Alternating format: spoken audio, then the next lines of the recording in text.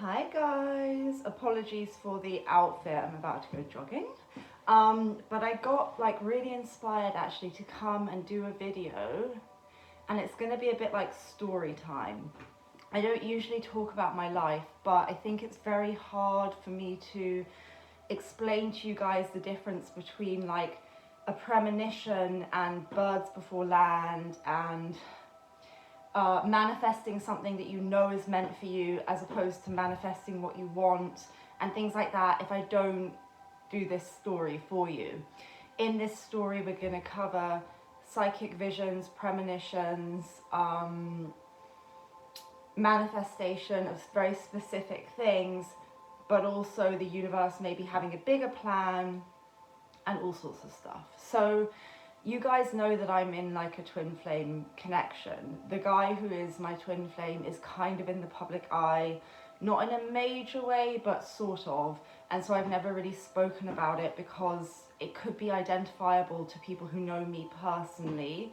But if people know me personally, they know it anyway, so who cares? At this point, I don't care because I'm writing a book about like my spiritual life and things, so it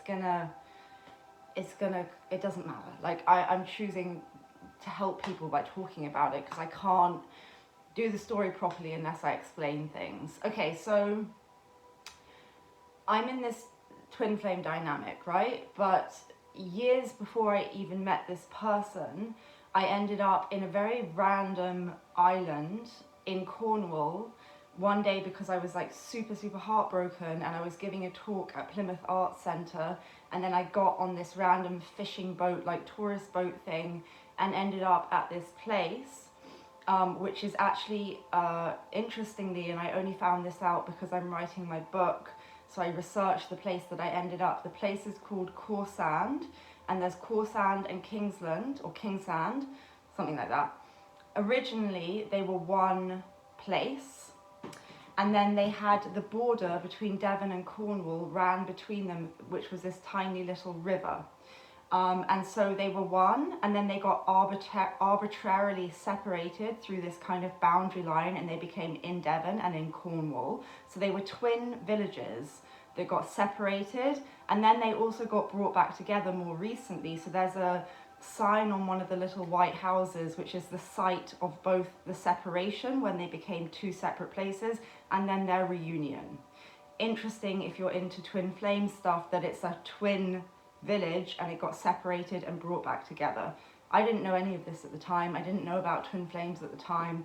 I was kind of spiritual at the time. This was 2017. I'd always been into tarot. My family are always into ghosts and stuff like that, but I wasn't a psychic.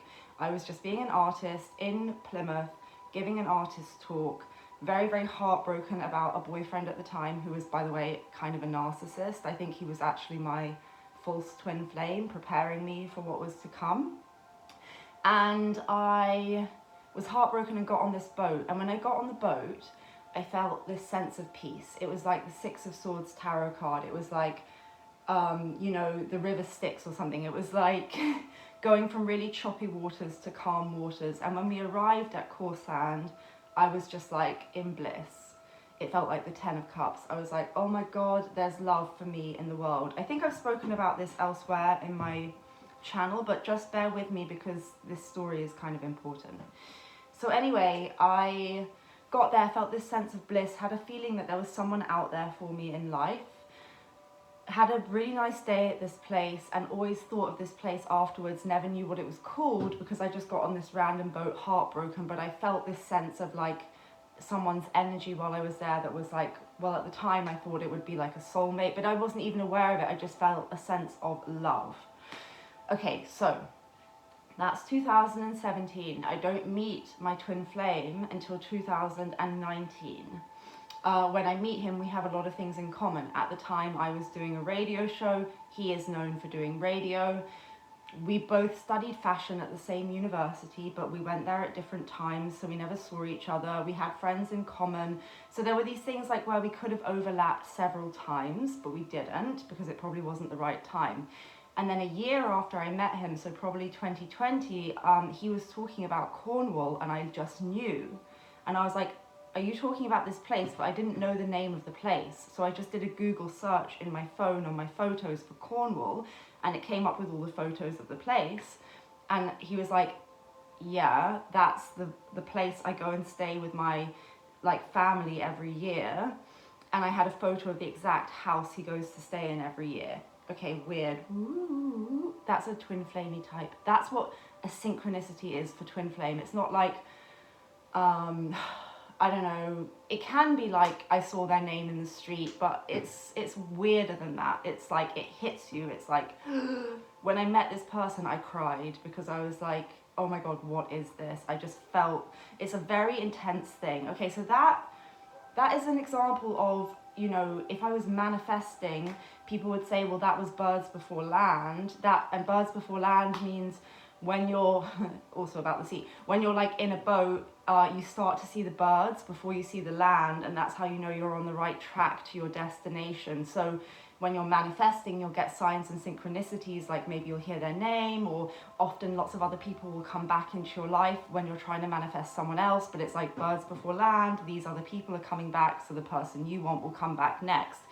So people may say that these signs I had was birds before land, but I never knew of him to have birds before land. It was actually like a psychic thing going on, which to me is like, well, the universe knows what it's doing, rather than I'm trying to manifest this thing and I'm creating it. Of course, I'm psychic, so I do have premonitions and have always had them, but when I met him, they got like more extreme. So that's what I feel about there's more going on. But part of manifestation is like, where does your desire come from? And people who are into Neville Goddard would say that if you desire something, it's because in some way your subconscious or your higher self knows that you're already going to have it, or that you have it in some other parallel reality, or that it's meant for you, and that's why you have the desire, which can also make sense, right? Anyway, let's just backtrack a bit.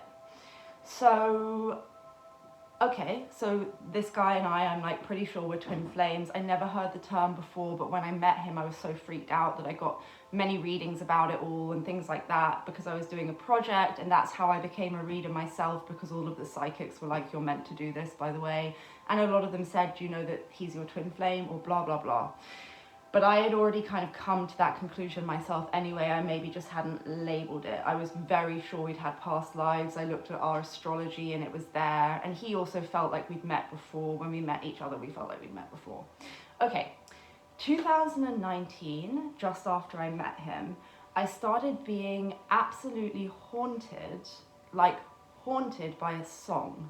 The song, the first time I heard it was in a dream. I'd never heard the song, and then I Googled the lyrics. Now, I have dreams that are like this a lot, where I'll Google stuff and it will be something I didn't know about, but it is meaningful. So Googled the song. The song's called the Seabird Song. Maybe I'll put a link below to it in case it's interesting to you guys. Heard it first in a dream. The guy who's my twin flame is in a relationship at this time. When we met, they were on a break. They've been getting back together the whole time. It's kind of maybe a karmic thing, who knows? There are obviously lessons that are meant to be learned between them both. So I had this vision, this song, this dream, and I knew it was about him. I actually didn't know they were back together or not at the time, because we were not in contact, but I wrote him a letter, and in the letter I wrote, what does the Seabird Song mean to you? And I delivered it to his house. So I had the vision first in 2019, and then I think I wrote the letter in 2020, like early 2020, just when we went into lockdown, like the beginning of 2020. And then I was still being haunted by this song. So I even wrote an art text, which was basically the letter that I wrote the guy. I made it into a text and I made it into lockdown, and like, I'll read it to you guys. This was published in 2020, and I just will read the bit that is about this. So I'm talking about having a dream. Okay, I'm late, but you're waiting for me. Now we're on a pirate ship, riding the radio waves, rolling on liquid song, swaying rhythmically. What does the Seabird Song mean to you? I'm desperate to know. I am still here, and so are you, you answer cryptically. A bird begins to circle us, tired and lost, looking for its home. It vanishes, only to return to us wretched. It lingers like a haunting thought stuck on a loop within the fringes of the vision. It circles the waters endlessly, stranded and unsure how to get back to land. I recall that birds navigate in reference to the stars, so I look up to the night, but there is only a barren, blank backdrop above. I watch the bird fall out of the sky, dead from its search, crashing into the silvery waves below. They say the ocean is like the unconscious, I think to myself, and then I wonder whether this is why I keep finding feathers in my path. A quote from Carl Jung echoes silently around us. Until you make the unconscious conscious, it will rule your life and you will call it fate. Okay, so this song was meaningful to me. I had this dream about it. I wrote him the letter about the dream, and then I made the letter into an actual published art text, because that's what I do. I create art out of my experiences. Okay, a year after I sent the letter, his girlfriend found the letter and had a massive freak out. I don't know why, because the letter I wrote to him was literally kind of like this, just describing a dream. And I'm sure the Seabird Song meant absolutely nothing to any of us at this time, apart from the dream I had. It's not a song he would, 11:11. It's not a song he would normally play on his radio. I'd never heard him play it. I wasn't listening to his radio at the time. It meant nothing to him, I'm sure, and he was probably, because he is spiritual and once said he thinks we're twin flames or soulmates too, but in general, he also like ignores all of these things. So he would have just thought like, oh, she's being nuts or something, right? Okay, so this is all happening. Let's now go back. Let's now just remember all of this stuff. Okay, so let's talk about, so this is like this year, 2022. So the first vision I had about this, 2019. Only in 2022, a few months ago, does any of this make, in fact, I think maybe a month ago, does any of this, no, 2 months ago is when I quit YouTube. Only then does any of this start making sense to me and him. So, okay, in the interim, he's back with this person. I'm like, whatever, I know who he is, but I just want to be happy. I start getting into manifestation. I've always been into it, but I'm like, I'm going to manifest someone new. And I had a list of everything I wanted to manifest. And the first person I met on a dating app was like all of those things. Specific height, he was a writer, he was into tarot, but in an intellectual way, not spiritual. Lots of things, very intelligent, blah, blah, blah, blah, blah, blah, blah. Also, I was wanting to manifest someone similar to my twin flame, and I did, because this guy was also emotionally unavailable. Of course, that's why self-concept is important when you're manifesting, because you want to like manifest people who are actually available. But whatever, I was dating this guy, I wasn't quite sure about him, bruised his ego a bit, so he went distant after that. And then I was like talking to my friend, and I was like, I want to test out some law of assumption things. I'm going to write a list of these really specific things. And I wrote like X. We'll call the guy I was dating, who's not the twin flame, X. And we'll call my twin flame my twin flame. So I was like, X is going to contact me today saying something nice. And this is where you can do it in an instant kind of manifestation, where it's really just about your belief. And I was like, it's done. It's happening, it's done, I know it's done, I'm not worried about it. He hadn't contacted me for like a few weeks or 3 weeks or something, and we'd gone really distant. The day I said that, he literally contacted me. He was like, I'd asked him, because I'm writing a new book about the whole twin flame thing, including this synchronicity, which I haven't, oh yeah, I need to maybe explain that. Okay, well, don't worry, we'll go back to that. Anyway, he replied to a message I wrote about this thing I was writing, saying, yeah, he would read it for me. And also he's writing about tarot at the moment. He's writing an essay about tarot, and I'm going to be in it, because I did a psychic reading when we were in bed about what was going to happen in the war in Ukraine that was very accurate, although I know nothing about geography or politics or anything. And he found that kind of interesting, because I knew nothing about geography, but I could specifically say places things were going to happen, and it was accurate. And at the time, the press was saying the opposite was going to happen. So there, boom, X is going to message me and say something nice. So then I was like, well, look, I've got this exhibition coming up in Cambridge. I'd like this guy to come with me. And I kind of had a vision of us on the, what's it called, like punting. And again, don't know whether this was that it was already going to happen, so I just helped it manifest, or whether I just had this, where did the idea of it come from? But either way, I was like, he's going to come with me. And yes, I manifest that he came with me. Also a bit like X-rated. I did some remote seduction because I wanted to test out law of assumption, and you can do like remote seduction, and I visualized a very specific thing in bed that is not something that would normally happen with us. And I wanted to see if it would work. It was just a test, but basically whatever I visualized when I was doing that happened when we were in bed. So, it was like very much like I manifested exactly what I wanted in terms of him contacting me the day I said he would, coming with me, even down to something happening that was just a test to see. And I even told him, like, I manifested this, because he doesn't believe in manifestation.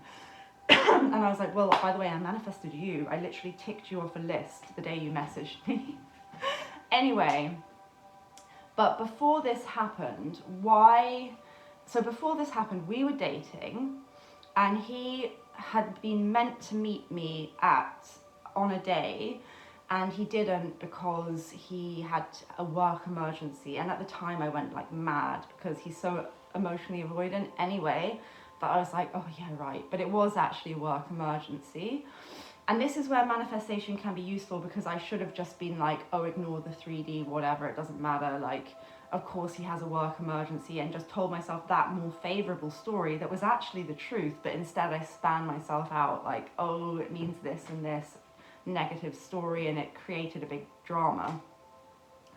But it was meant to anyway. So I didn't see him that night. And because I didn't see him that night, I started thinking about the twin flame, who I hadn't thought of for a long time, because I was trying to ignore it all. And I randomly messaged the twin flame saying, I miss you, and it delivered, which is unusual because when he's in this other relationship, he always blocks me. But randomly, whenever I'm thinking of him, or when I wake up in the middle of the night and have like a vision of us or something, I'll message him and it will go through. So it's like we think of each other at the same time, and he must unblock me. It's super weird. Anyway, it delivered. And then because I wasn't with the guy that I would have been with if I'd gone on the date, I listened to the Twin Flames radio, which is in the morning, which I wouldn't have done if I'd been with the other guy. And the day before this, and the reason I decided to listen to the radio is because in my head, all the day before, this song was in my head, not the Seabird Song, a different song, which is a song that he would play on his radio. And I was like, maybe I should listen to his radio. And as I tuned in that morning, the first song that he played is a song I'd had in my head the whole day before. It's a Howard Jones song. And he said, oh, I just found this record yesterday. That's why I'm playing this song first. I was like, fuck, okay, it's on. Like, I know when things are happening, right? Like, this is, something's going on here. And the fact that I'd messaged him, it had delivered, X had stood me up, so I wasn't with him. It was like, whoa, what's going on here? And I got this feeling. It's kind of the feeling I get before I do a video like this, where I don't look great, or I look great, I'm a sexy goddess, but like, I'm not looking like I would do a video, right? But yeah, I'm like, I have to do it. That day I was like, not dressed up or anything, and I was like, I have to go and see him. And it's like an hour walk to where his radio is, and it's in a new place, so I didn't even know exactly where it was. And I didn't look like, if I wanted to go see him any day, I would like dress myself up and look great. It wasn't like that. It was like, get out the door now. Didn't really know exactly where it was, but my body took me there. I was listening to the radio on the way. And this, by the way, is inspired action, but it's really hard to kind of, like, I could have done this any day, and it's not just because I wanted to do it. It was like I knew I should, and I didn't even second guess it. And then afterwards I saw that it was inspired action, but it wasn't something that like, it wasn't an idea that I had. It was like literally something making me go. It was, it was a call that I had. I can only describe it as like, maybe if you're a mother and your child is crying in the next door room, your instinct is to go. It was like that. And I could go and see him anytime I wanted. And I've only done it like 3 times maximum in the 3 years plus that I've known him. And every time he's been like, I've just been thinking of you. So it's a weird thing. But anyway, so I was like, I have to go and see him. And as I'm listening to his radio on the way, he's saying, we're going to do a new feature today where people can suggest the song they want to listen to and everyone votes for it. And if it's the highest voted thing, I'll play it. Right. So I'm walking there. My body takes me to where it is. It's through like a shop front. So there's like a thin pane of window between us. And I hear him say, everyone's asking me to play the Seabird Song. And it doesn't even register because I'm just like, whoa, I'm seeing this person. I haven't seen him for like 9 months. And then he looks up and sees me. And then the Seabird Song starts playing. And only then I realize, oh my God, because I recognize the song. It's the song that I wrote the thing about. What does the Seabird Song mean to you? It's the song I had the dream about. It's the song I wrote him the letter about. He was like, I never would normally play this song. He played it twice because in between, like some actors came in and started chatting to him because it's a bit like kind of community radio, like everyone like will chat to him or whatever in the street. But so he played the song twice. Because I was like, why are people talking over this song? This is like, I was really pissed off. But I literally was there for 2 seconds. I think he saw me, he must have done. And I just walked. I didn't even feel the need to go and speak to him. I was just like, holy fuck. Like, this is insane. The fact that I had to get there at that specific time, which is at the time that random people decided to suggest that song, which is not a song he normally plays. The fact that I only went, or I only listened because I had this other song haunting me the day before. The fact that the guy X who I'd been seeing had stood me up. All of this stuff had to come together for that one moment. It was predestined.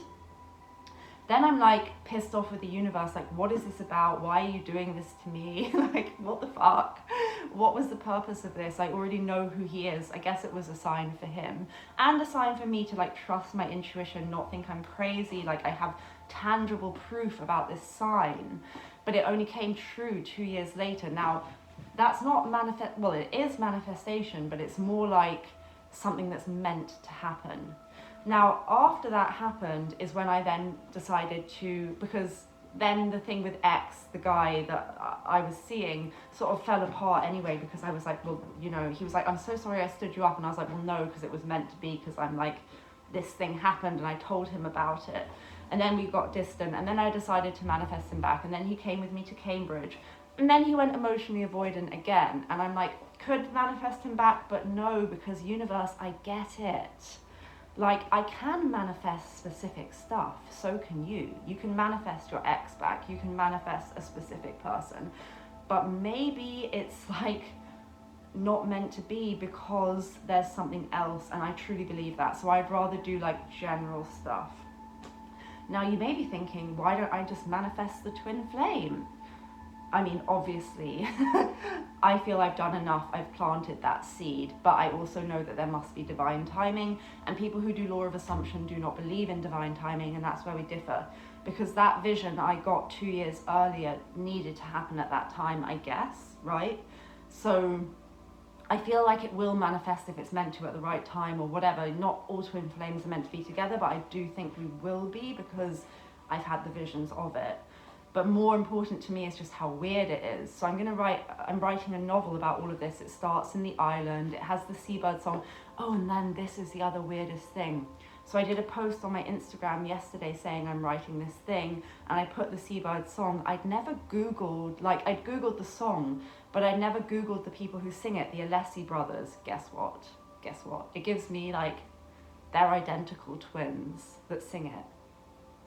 Fuck me. Like, this is what people on the twin flame journey mean when they say signs and synchronicities. It's not just like, oh, 11:11. I mean, no, it's just not. It's so weird that it freaks you out. Like, it freaks you out. After this thing happened with the song, I lay in bed for literally 3 days crying, just being like, there's no point doing anything. Everything is already predestined. Like, money doesn't mean anything. Nothing means anything. It's all about love. It's all about this thing. It's all about the spirit world. Like, no one realizes that there's all this stuff going on, which of course I know because it's like my job. But when it's something like that, it's scary. It's like, it's weird. It's like I can't go back to being normal. You know, I've had visions before, obviously, and like my readings are always accurate for myself and others, but this was just something else. There felt like there was something else orchestrating it. What was I going to say? Oh, and then I recently went on a date with someone else, not the not the twin flame. Went on a random Hinge date with someone, and guess what? Randomly, they looked at me and they just said, "Do you know twin flame's name?" And I was like, "Yes, do you?" And they actually knew him and they'd met him in Cornwall, and they were like, "I don't know why I've just said that to you." I'm like, "I do." Like, fuck you, universe. Like, it clearly doesn't want me to actually manifest someone new, I feel, because whenever I try, I get directed back to him. And so this is what I mean about when I talk to you guys and I'm like, you can manifest whatever you want, but maybe it's better to just ask the universe to bring you what's in your highest good. You know, I wouldn't mind another soulmate for a bit until the twin flame comes back, universe. But I'm getting a lot of weird things recently that maybe there's something that is going to happen again soon, because this date thing was literally like last week. And he had no idea why he said it. There was no reason for him to say it. We hadn't been talking about anything to do with the guy that would make sense for him to say it. And he's not like a spiritual person, but obviously like spirit guided him to say it to me, right? This is how you can get signs and synchronicities through things people say to you and they're not even sure why they say them, they just say them. It's like the time I asked for protection from the universe and my guardian angels because I felt I was getting bad energy and all my necklaces were breaking, and the twin flames girlfriend at the time was looking at all my stories, so she was probably sending me bad vibes. And then I walked out in the street and the first person I spoke to was a builder, and he was like, "Mind out, darling," and because there was some scaffolding, and he was like, "Don't worry, I'm your guardian angel, everything's fine, you're protected." And then I looked at him, he's like, "I don't know why I said that." I was like, "I do." I don't think he was my guardian angel, but I think people get, you know, sent messages to say and they're not even sure why they say it. Spirit can do that. So that's a little story for you about how, yes, you can manifest extremely specific stuff down to like a vision you have for a sexual thing and it playing out exactly the same, someone coming with you somewhere, someone contacting you the day you want, saying what you want, all of that stuff.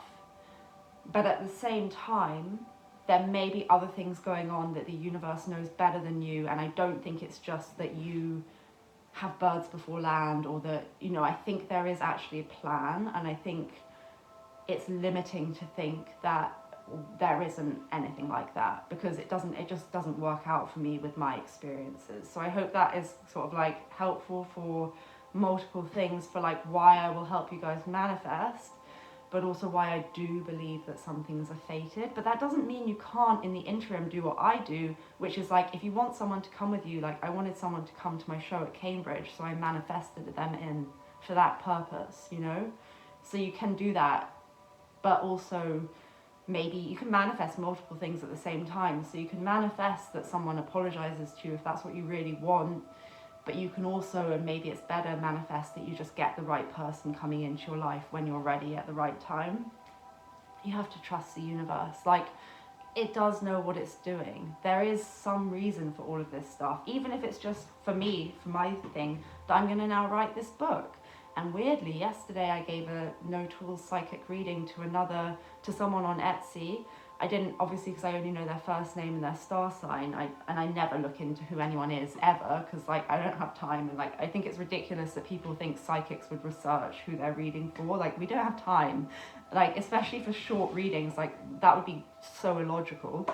But I did the reading for her, and also I like to know nothing. I don't want to know anyone's story. It all gets in the way of like just channeling. But anyway, I gave a reading to her, and then she came back, and in the reading I was like, "Oh, fire and water, fire and water." And she came back to me and she's like, "Oh yeah, I use fire and water because she's like a spiritual person, but she also lives in Cornwall and she also is writing a book, and she told me all of this." And I was like, "Well, that's weird because I'm writing a book and Cornwall is significant to me."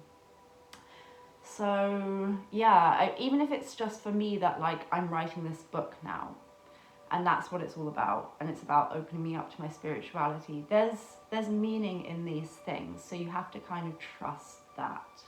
All right, guys, I will be back from now on. I will be telling you techniques for how to manifest, which is, I'm sure, what you guys want to know, but I want you to be ethical, or like knowledgeable about why you're manifesting and what it's all about, and understand that maybe even if you can manifest something so specific, will it be empty? Will it be fulfilling? Will it be the thing that you actually want? A lot of people think they want something, and yes, they might want it and they can have it, but is it actually what's best for them? Just because you can manifest something doesn't mean that it's necessarily what's best for you. And that's, you guys do what you want to do. But in my experience, fine to manifest specific things. It does work for sure. In fact, it's quite easy.